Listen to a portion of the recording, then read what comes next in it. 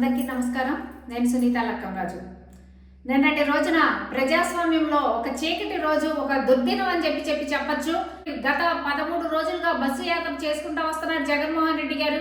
అప్పుడు వచ్చిన జనాదరణ, నిన్న వచ్చిన అశేష జనాదరణ, ఇవన్నింటినీ చూసి ప్రతిపక్షాలు తట్టుకోలేక మరి వాళ్ళు కుట్రలు పన్నుతున్నారు అనటానికి నిదర్శనం నిన్న జరిగినటువంటి జగన్మోహన్ రెడ్డి గారి పైన జరిగినటువంటి దాడి.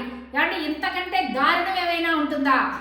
జగన్మోహన్ రెడ్డి గారి పైన రాయితో దాడి చేస్తే ఆయనకి కన్నుకు దెబ్బ తగిలితే, తలపైన నుదురుపైన దెబ్బ తగిలి ఆ రాయి వచ్చి పక్కనున్న వెల్లంపల్లి శ్రీనివాస్ గారి మీద పడి ఆయనకి కన్నుకి దెబ్బ తగిలితే ఇదంతా కూడా వైఎస్ఆర్సీపీ వాళ్ళే చేయించుకున్నారు అని చెప్పడం అన్నంత దారుణం ఏమైనా ఉంటుందా?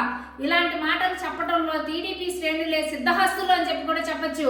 గతంలో కూడా అంతే. 2019లో కూడా జగన్మోహన్ రెడ్డి గారికి జగన్మోహన్ రెడ్డి గారి పైన ఎయిర్పోర్ట్లో దాడి జరిగితే దానిని మీరు ఒక డ్రామా లాగా చిత్రీకరించారు. దానికి ఒక పేరు పెట్టి కోడికత్తి డ్రామా అని చెప్తాడు చంద్రబాబు నాయుడు గారు. అంత దుర్మార్గపు చర్యలు ఆంధ్ర రాష్ట్రంలో ఎవరైనా పాల్పడ్డారంటే అది చంద్రబాబు నాయుడు గారే.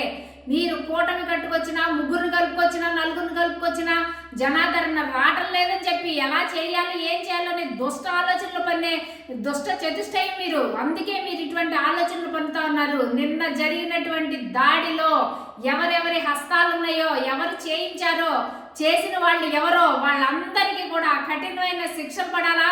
వాళ్ళందరినీ కూడా ఈసీ వెంటనే వాళ్ళు ఎవరున్నారు, ఎవరెవరు దీని వెనక దాడి వెనక ఉన్నారో వాళ్ళందరినీ ఈసీ గమనించి వాళ్ళందరినీ ఈసీ అరెస్ట్ చేసి వెంటనే వారికి కఠినమైన శిక్షలు పడాలా.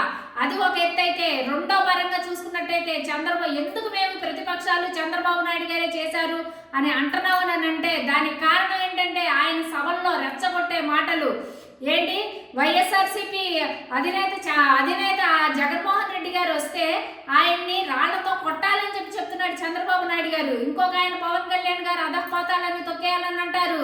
మరి ఇంకొక ఆవిడైతే తరిమి కొట్టాలని చెప్పి చెప్తారు. ఇలాంటి మాటలన్నీ చెప్పి ప్రజల్ని రెచ్చగొట్టే ప్రయత్నాలు చేస్తున్నారు. మీ అందరికన్నా మించిపోయాడు మీ తనయుడు లోకేష్ గారు. రాయి ఎక్కడి నుంచి వచ్చావని చెప్పి ఎగతాళిగా ట్విట్టర్లు పెడతారండి. ఒక మనిషికి దెబ్బ తగిలితేనే మనం అయ్యో పాపం అని అంటామే. ఆంధ్ర రాష్ట్రానికి ముఖ్యమంత్రి, ఇంతమంది ప్రజల అభిమానాన్ని దోచుకున్నటువంటి ముఖ్యమంత్రి, ఆయనకి దెబ్బ తగిలితే మీరు ఎగతాళి మాటలు మాట్లాడతారండి. ఇలాంటి ఎగతాళి మాటలు మాట్లాడే వాళ్ళందరికీ కూడా త్వరలో గట్టిగా బుద్ధి చెప్పాలా. ప్రజలందరూ ఈ విషయాన్ని గుర్తుపెట్టుకోవాలా.